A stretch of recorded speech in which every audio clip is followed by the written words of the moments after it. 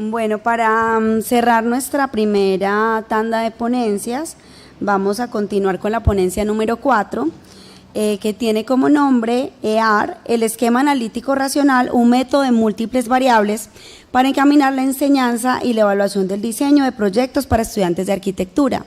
Esta ponencia está a cargo del arquitecto Pablo Simón Osorio Hermosa, que nos está acompañando en modalidad virtual desde Perú.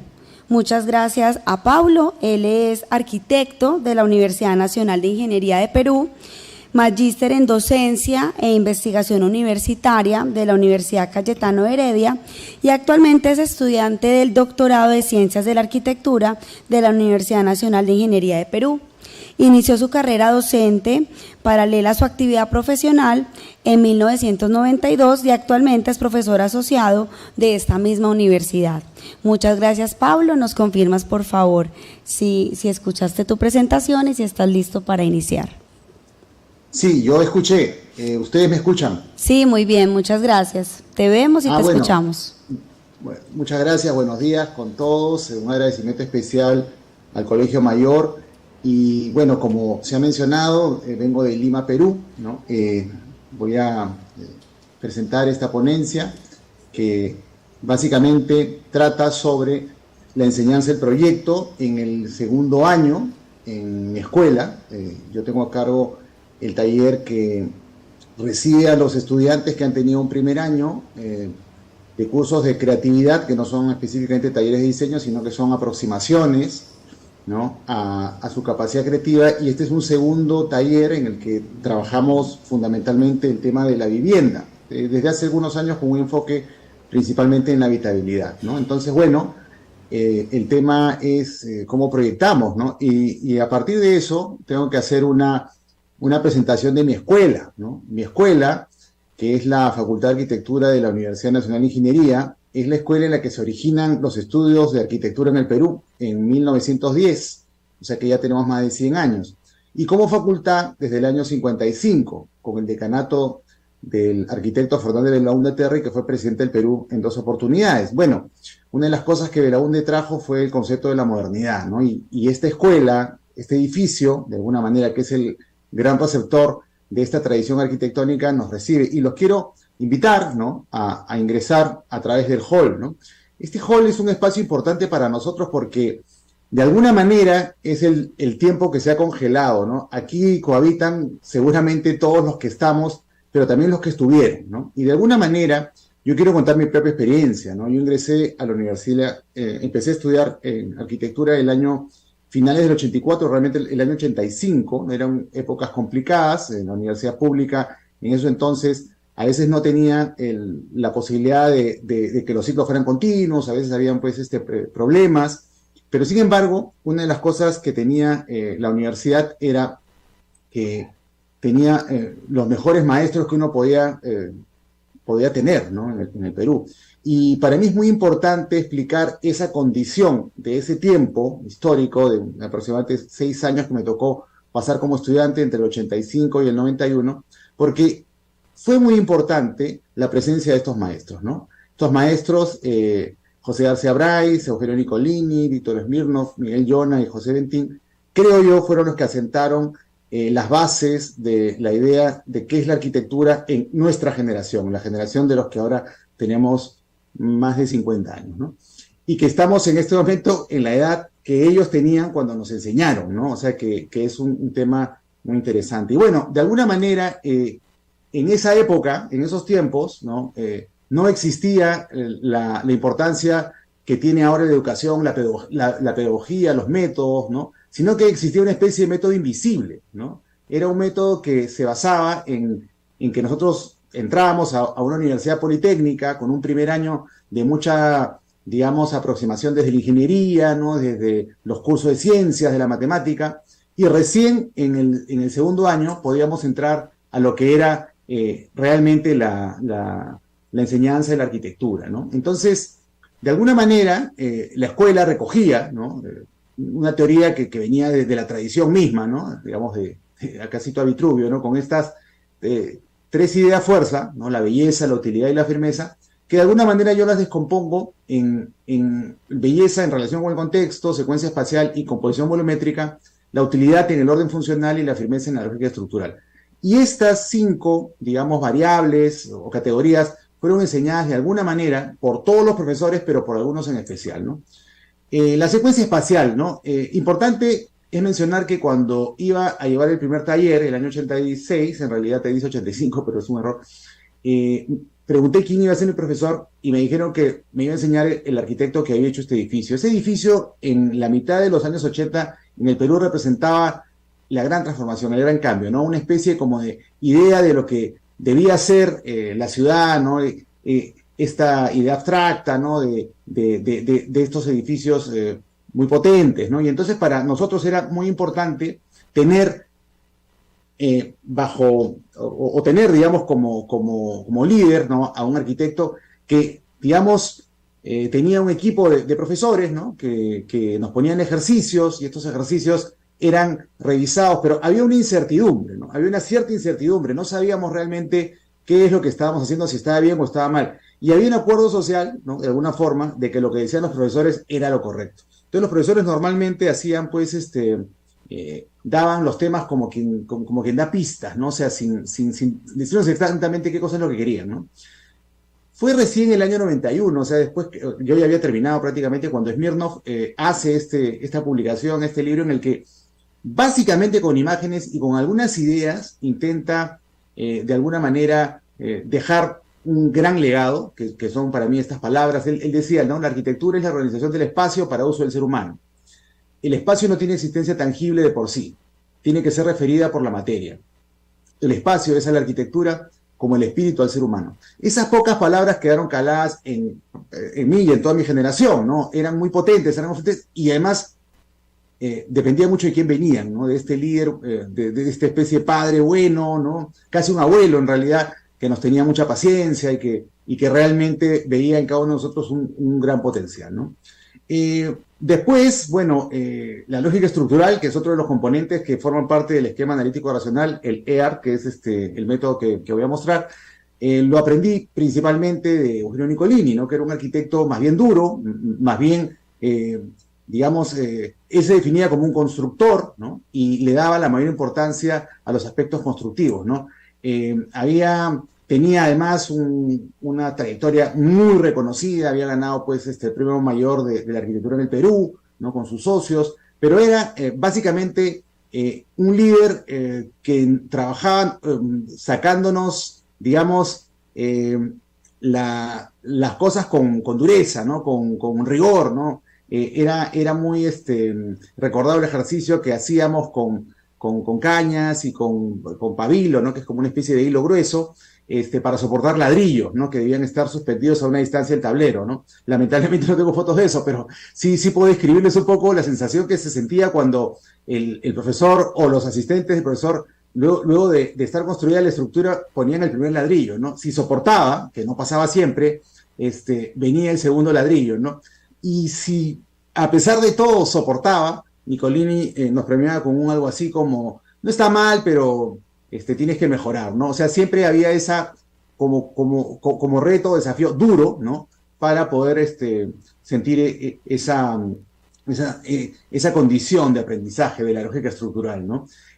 Bueno, lamentablemente Eugenio falleció joven, ¿no? En la mitad de los 90, no dejó un legado escrito como Smirnoff, ¿no? Pero sí marcó a toda la generación definitivamente, ¿no? Bueno, de la misma manera tuvimos la suerte de contar, no como profesor de taller, pero sí de historia, al arquitecto José García Bráez, ¿no? Que es una eminencia en el Perú, en Latinoamérica también es considerado mucho porque obtuvo premios a nivel internacional, con una arquitectura muy respetuosa del contexto, pero sobre todo basada en esta, digamos, transición entre lo histórico y lo moderno, ¿no? De trasladar los valores de la sección áurea, de las proporciones, ¿no? A su arquitectura, que fue, digamos, una producción no abundante como la de Smirnoff o Nicolini, pero sí muy importante, ¿no? Ganando importantes premios, ¿no? Y a mí me impresionó siempre esta iglesia con la que ganó el premio máximo de la arquitectura en el Perú y en Latinoamérica, que está insertada en un barrio popular, ¿no? Y que está hecha de ladrillo, pero que utiliza justamente esta integración, ¿no? de las partes con el todo, el uso de la sección áurea, de la sección del cuadrado, ¿no? Y en alguna oportunidad, cuando a él se le preguntó si se debía buscar una identidad en la arquitectura para que sea peruana, él decía que en realidad no, se trataba de ser respetuoso, de tomar en cuenta cómo se construía, ¿no? Y de esa manera la arquitectura que se lograra tendría esa importancia, ¿no? Y de hecho su arquitectura está muy ligada a lo peruano, ¿no? Es una arquitectura que se reconoce toda la tradición, ¿no? Previa, pero que ha sido de alguna manera trasladada. Entonces, esta idea de composición volumétrica, de alguna manera, creo que se la debemos a García Bryce, los de nuestra generación, ¿no?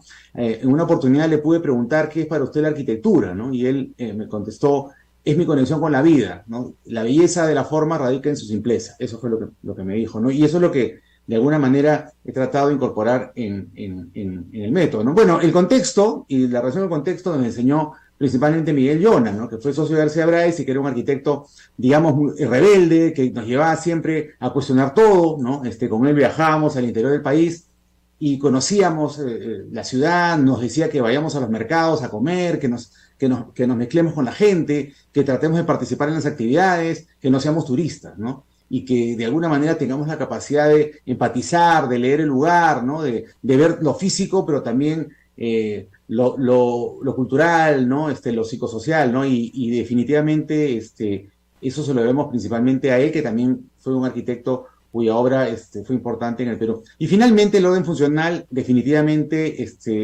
se lo podemos deber principalmente a José Bentín, que fue un arquitecto que además tuve la suerte de que fue asesor de tesis y pude trabajar con él, ¿no? En muchos proyectos. Era principalmente un hombre disciplinado, ¿no? Que quería que en la fuerza del programa, en la importancia de los organigramas, ¿no? De organizar la arquitectura en base a la función. Ustedes quizás conozcan este es nuestro estadio, ¿no? El estadio nacional donde de hecho hemos jugado algunos partidos, ¿no? Y que fue un trabajo que él hizo, uno de sus últimos trabajos, ¿no? Toda la, digamos, modernización, ¿no? Y actualización del estadio, ¿no? Y otros proyectos que se hicieron. Entonces, bueno, de alguna manera, estos 5 aspectos, ¿no? Que son los que nos fueron enseñados en el taller, no con un método, o en todo caso con un método invisible, ¿no? Donde los profesores, como había mencionado, ¿no? De alguna manera se reunían, ¿no? Y establecían criterios, qué cosa es lo que se iba a hacer. Y de alguna forma, ¿no? La manera en la que se hacía la evaluación en el tiempo que estudié yo, en esos años, entre el 85 y el 91, se basaba en que, bueno, los profesores ordenaban los trabajos de menor a mayor, ¿no? Entendiendo que en mi universidad el aprobado es el 50% de la nota, lo cual en este momento, a este tiempo, hay también un acuerdo social de evitar poner esa nota tan baja como la aprobada, porque no es justo, ya que en otras universidades pues se aprueba con el 65% de la nota, ¿no? Entonces ahora tratamos de que sea el 55%, pero en esa época era solamente el 50%. Y entonces se colocaban los trabajos siguiendo un criterio que no se explicaba, ¿no? Y que simplemente creaba mucha incertidumbre, ¿no? O sea, era una incertidumbre que era la que teníamos los que estábamos, digamos, expectantes, ¿no? A lo que pudiese ser lo que los profesores hacían, que más se hacía a puertas cerradas, ¿no? Había un acuerdo social, definitivamente los profesores tienen la razón, ellos son los que saben, ¿no? Y además, con la trayectoria y el peso que tienen, para nosotros era algo que no se discutía, ¿no? Entonces, cuando se terminaba la calificación, ¿no? Generalmente el profesor principal, ¿no? Alababa al que había hecho el mejor trabajo, ¿no? Y lo felicitaba. Y en algunos casos, a diferencia de ahora, que como todos sabemos, se utiliza la frase, ¿no? De que se felicita en público, pero, digamos, se reprocha en privado. Había un reproche también, ¿no? De los trabajos que no habían obtenido la mejor calificación, un poco para que los que hubiesen caído en esa condición no quisieran volver a estar ahí, ¿no? Era un poco así funcionaba, ¿no? Era un método de repente no escrito, ¿no? Invisible, pero que daba resultados, o sea, formaba arquitectos, ¿no? No existían rúbricas, no se explicaban por qué estaba bien o por qué estaba mal, simplemente se aceptaba, ¿no? Así eran los 80, bueno, digamos, para ser más exactos, porque me estoy refiriendo específicamente a mi generación, del 85 al 91, así era la evaluación en esa época, ¿no? Y bueno, lo que he intentado en el taller, ¿no? Y lo que estamos trabajando con los profesores del taller, es un método que se llama EAR, es Esquema Analítico Racional, que lo que trata de hacer es plantear que la arquitectura se pueda, digamos, explicar en base a estas 5 variables, ¿no? La relación con el contexto, la secuencia espacial, la composición volumétrica, el orden funcional y la lógica estructural, sin ese orden, sino todos simultáneamente, o sea, con una mirada que nos permita tener esta visión holística del proyecto, ¿no? Y eso es lo que planteamos a los alumnos, ¿no? Entonces, bueno, en este caso, estos alumnos, como les digo, son chicos de el segundo año, solo han llevado un taller de arquitectura, es el segundo taller, y en este taller hacemos vivienda, ¿no? Y empezamos con un ejercicio que se llama la casa ideal, que es en un terreno, digamos, cuyas dimensiones son libres. Ellos deben proponer la vivienda para su propia familia, que además debe ser hecha siguiendo estas categorías que se explican de manera general, ¿no? A partir de la observación de proyectos referenciales, ¿no? Ellos escogen unos proyectos referenciales, algunas casas que consideran que tienen valores y las explican a partir de ello. Entonces tratan de aplicar esos criterios de una manera general a sus propias propuestas. Entonces la primera evaluación de los resultados de ese ejercicio, con esta especie de incertidumbre, ¿no? Perdón, acá está lo que acabo de explicar, ¿no? Dan unos resultados que son los siguientes, ¿no? La evaluación del docente en cada categoría es, digamos, como se ve ahí, ¿no? O sea, en la parte de relación con el contexto, prácticamente el 42% no lo logra, ¿no? Igual que en la secuencia espacial. En el orden funcional es aún más alto el porcentaje de los alumnos que no logran, digamos, satisfactoriamente expresar su proyecto, ¿no? Igual que en la lógica estructural, y solo en la composición volumétrica es un poquito mejor, digamos, ¿no? O sea, hay un 37.5% que no lo logra. Sin embargo, a los estudiantes se les pide que hagan una autoevaluación y ellos obtienen resultados distintos. O sea, ellos perciben que solo el 5% no lo ha logrado, en el caso de la secuencia espacial, solo el 10% en la relación con el contexto, solo el 10% en la secuencia espacial, solo el 5% en el orden funcional, solo el 7.5% en la lógica estructural y solo un 7.5% en la composición volumétrica, ¿no? Lo cual nos lleva a este cuadro que es interesante. ¿Por qué? Porque los maestros, los docentes, evaluamos, ¿no? De acuerdo a nuestra experiencia, lo que consideramos que está bien, regular o mal, ¿no? Lo que es adecuado, y llegamos a un resultado, ¿no? Y la autoevaluación es muy diferente, o sea, hay una diferencia muy marcada. O sea, la percepción del estudiante, ¿no?, sobre su propio desempeño es muy distinta a la que tiene el docente. Entonces, lo que nos estamos dando cuenta es que falta generar ese acuerdo social. Ese acuerdo social que de repente antes existía y que era más fácil, era más tácito. El profesor tiene la razón, lo que el profesor nos pide que haga y lo que él dice que está bien o está mal es lo que es. Pero estamos en el siglo XXI, estamos en el 2023 y nuestros alumnos son sobrevivientes de la pandemia del COVID, y eso significa que estamos entre un escenario totalmente distinto, y eso nos obliga a plantear nuevas maneras de generar sistemas para evaluar los resultados de los trabajos que hacemos. De esa manera, ¿no? Luego de comparar estos resultados, proponemos a los estudiantes volver a hacer el ejercicio, pero ahora sí vamos a ponernos de acuerdo, ¿no? Y hacemos un trabajo, ¿no? Y esta segunda evaluación, la hemos denominado tomando el control del aprendizaje a partir de la autoevaluación. O sea, necesitamos generar con los estudiantes un acuerdo social, ¿no? O sea, tenemos que establecer qué cosa es lo correcto y qué cosa es lo adecuado, ¿no? ¿Qué es lo que deberíamos lograr? ¿Y cómo lo hacemos visible? O sea, ¿cómo lo verificamos, ¿no? Porque no sé si en todas partes es igual, pero a veces ocurre que los arquitectos no somos tan claros cuando nos expresamos y nuestros estudiantes no nos entienden del todo, o lo que es peor, creen que nos entienden. Y eso puede generar problemas porque, por lo menos en la universidad pública, es esencial, ¿no es cierto?, que nuestros estudiantes salgan con la claridad de que se tiene que atender, que lo que hacemos es un trabajo de servicio. O sea, tenemos que atender, tenemos que servir a una sociedad que tiene muchas necesidades, ¿no? Entonces, en ese sentido, planteamos, ¿no? A partir de, digamos, sesiones de lluvia de ideas, ¿no? En las cuales establecemos qué cosa debemos buscar en cada categoría. O sea, ya tenemos las categorías, ahora debemos buscar qué cosa es lo que se debe buscar en cada categoría, ¿no? De esa manera, construimos juntos, profesores y estudiantes, ¿no? En cada una de las categorías condiciones que deberían cumplirse y que si se cumplen deberían ser verificables, deberían poderse ver en los trabajos que realizan los alumnos, ¿no? Es así como establecemos, ¿no? Que van a existir categorías, ¿no? Que van desde la más alta, que sería muy adecuado, a la más baja, que sería muy inadecuado, y con 3 categorías intermedias donde la central sería la aprobación, digamos, el suficiente, ¿no?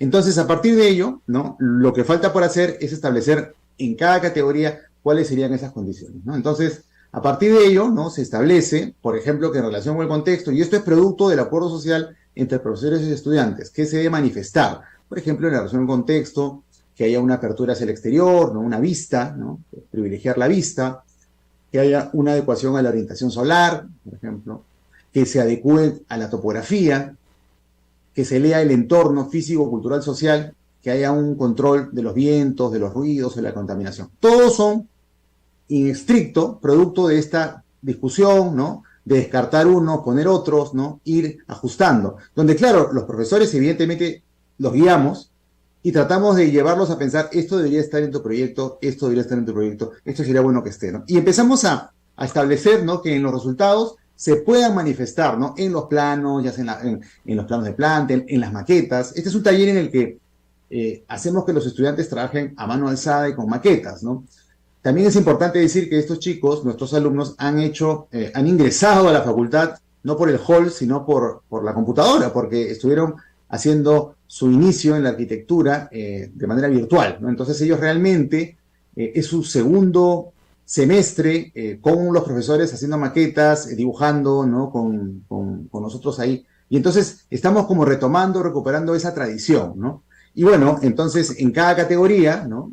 Secuencia espacial es igual, ¿no? Por ejemplo, sería importante, ¿no? Que se relacione el primer y el segundo nivel con una doble altura, porque claro, en los primeros trabajos una cosa que pasaba es que los estudiantes trabajaban los pisos independientemente uno de los otros, o sea, no había relación entre uno y el otro. Entonces les proponíamos, bueno, hagamos que haya una relación, ¿no? A través de una doble altura, que el interior y el exterior se integren, ¿no? Con un ritual, ¿no? Que exista una manera de ingresar a la casa, ¿no? Que haya una intención en la dirección de la secuencia, o sea, digamos, hay un ingreso, ¿no? Haya un recorrido y que se llegue a un espacio más importante. Entonces, la descripción de estas condiciones que deberían darse permite a los estudiantes, ya sea en las plantas, en los cortes o en la maqueta, se pueda verificar, ¿no? Y eso es importante para ellos y también para nosotros, ¿no? De tal manera que, igual, en el caso del orden funcional, ¿no? O sea, por los tiempos, no voy a explicar cada uno, pero digamos, básicamente es llegar a estos acuerdos, ¿no? Separar e integrar lo público con lo privado, por ejemplo, que es algo que es importante cuando uno hace una casa, ¿no? Que el área social y el área privada puedan tener, digamos, controlado digamos, el registro visual, ¿no? O sea, cosas que obviamente para los arquitectos pueden ser obvias, pero para un estudiante no. O sea, un estudiante necesita ser guiado, llevado de la mano un poco para ir encontrando poco a poco, esas características, ¿no? Dimensionar el mobiliario de acuerdo al ambiente, que es algo que puede parecer también muy obvio, pero no lo es. O sea, que el estudiante sepa de qué tamaño es una mesa, una silla, de qué tamaño es, digamos, el equipamiento de la cocina, el equipamiento del baño, las camas, ¿no? Cómo deben ponerse las camas, en fin. Y que eso se pueda, pues, verificar, ¿no?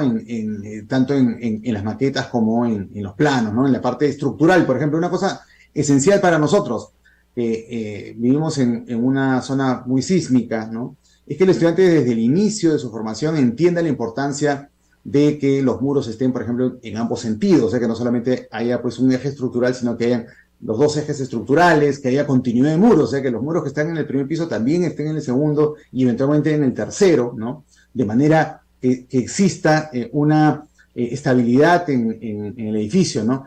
Predimensionar los elementos estructurales, o sea, que puedan saber de qué tamaño, pues, debe ser una placa, una columna, una viga, ¿no? Un muro con tensión, ¿no? En el caso de los que están trabajando, por ejemplo, en laderas, ¿no? Determinar lo que llamamos los paños estructurales, ¿no? O sea, no colocar una escalera, pues, al medio de una viga, ¿no? Sino que ubicar los paños para poder generar vacíos y llenos, hacer una modulación según el material, ¿no? O sea, si es madera, si es ladrillo, o si es concreto, ¿no? O sea, que exista esa mirada, digamos, completa, ¿no? Y trasladarlo siempre a los documentos y hacerlo evidente para que nosotros también podamos verlo. Y la composición volumétrica nos interesa mucho, por ejemplo, la jerarquía en la composición de llenos y vacíos, que es un poco la base para después diseñar las elevaciones, ¿no? Que es algo que obviamente todavía no han hecho o han hecho muy poco, ¿no? Buscar que los volúmenes roten, generando pues las esquinas, ¿no? O sea, que no haya planos independientes, ¿no? De que cada lado de la casa sea pues como independiente, sino que exista una conexión, ¿no? Una conectividad, que el edificio dé la vuelta, ¿no? Que hay esquinas y se pueden ser abiertas mejor, ¿no? Integrar las partes con el todo, y en esto me acuerdo mucho de García Bryce, o sea, esta idea, ¿no? de componer, ¿no? Bueno, se les pidió también que trabajen la quinta fachada porque estamos incorporando ideas de sostenibilidad, ¿no? El tema de los huertos, de los jardines en los techos, y bueno, manejar toda la composición respetando la escala y la proporción, ¿no? Entonces, todo esto que se hace manifiesto en los diferentes documentos que ellos entregan, ¿no? Da como resultado, ¿no? Lo siguiente, que es lo que me parece que valida un poco el método, que es que la evaluación docente y la autoevaluación ahora son prácticamente iguales, muy, muy similares. O sea, el estudiante se empodera, entiende el proceso, sabe lo que tiene que aprender y cómo lo tiene que mostrar, ¿no? en el trabajo que realiza, y existe este acuerdo social con el docente, ¿no? De tal manera que ya no hay incertidumbre, sino que todo lo contrario, o sea, el estudiante ya no se sorprende, es más, sabe que su autoevaluación se toma en cuenta, sabe que ya empieza a entenderse mejor con los profesores, y encuentra además que puede darse cuenta cuando el trabajo está yendo en una dirección correcta y cuando no, ¿no? Este método privilegia más que aspectos de creatividad pura, ¿no? De inspiración momentánea, un trabajo más sostenido, ¿no? Un trabajo más disciplinado, o sea, convierte el trabajo del arquitecto más que en el de un artista, en el de un obrero, ¿no? De alguien que tiene que ir avanzando y poniendo casi ladrillo sobre ladrillo para lograr el objetivo, ¿no? Entonces, nada, bueno, el método, el esquema analítico racional, que obviamente trata de ser un aporte en la formación y evaluación de nuestros estudiantes, ¿no? Se basa en esa, digamos, experiencia, ¿no? De esos profesores que tuvimos, y que, si bien es cierto, nunca nos dijeron el método o nunca lo explicitaron, quizás sí lo hicieron, pero éramos una generación diferente que tenía que valerse con otras herramientas, sin tecnología, sin internet, y que ahora estamos con una generación muy diferente, ¿no?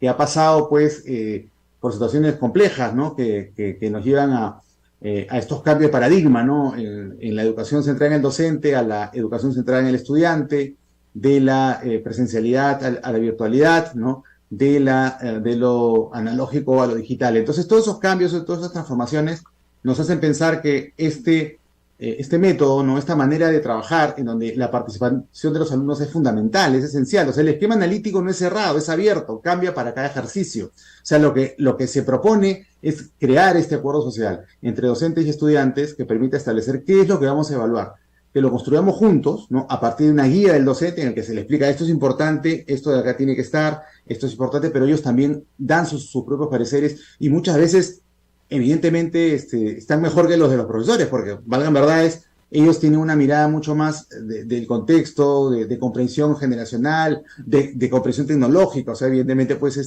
están en una velocidad diferente, ¿no? Y eso es lo que, de alguna manera, consideramos que nos ha permitido, o nos está permitiendo, lograr lo más importante en la formación de los estudiantes, ¿no? Una oportunidad, conversando con un experto, ¿no? En Europa, sobre el tema del objetivo principal para los estudiantes de arquitectura. En realidad vale para cualquier carrera. Él nos decía, ¿no? Lo más importante es el aprendizaje autónomo. Y el aprendizaje autónomo se da cuando el estudiante está conectado emocionalmente con el objeto de estudio, ¿no? Y eso se convierte en un aprendizaje significativo. Quiere decir que va a quedarse para toda la vida, ¿no? y darles a ellos la posibilidad de participar, ¿no?, en la construcción de este sistema o este medio para evaluar sus avances, para evaluar su desempeño, nos parece que es una manera adecuada para estos tiempos, ¿no? Y que rinde un homenaje a lo que fueron nuestros maestros en esos años que en mi caso y a mi generación nos tocó vivir, ¿no?